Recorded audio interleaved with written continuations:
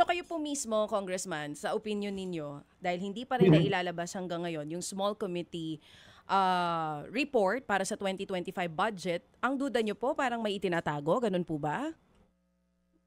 I mean, ano pa bang iisipin natin, di ba? Ibig sabihin, tanungin lang si Saldi, ano ba, paano ba nabawasan yung ibang departments, paano ba silang nadagdagan, at bakit sila nabawasan, at bakit sila nadagdagan. Wala na ibang makakasagot niyan. sa ngayon, wala na ibang makakasagot niyan. Sino pa pong makakasagot niyan? Di ba? Si Congressman Saldi ko lang makakasagot niyan. Wala nang iba. So, hinihingi ko lang,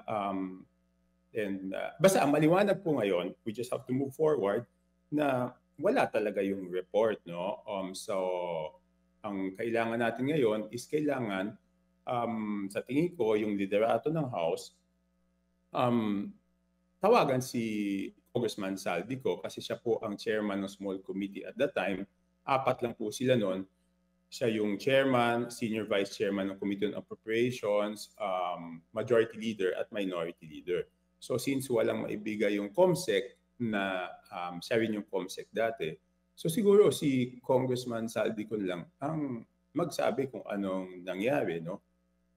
Yun lang naman ang intention natin, di ba? Kung sinabi lang sa atin na wala, then si Congressman Saldico na yung dapat natin tanungin, di ba?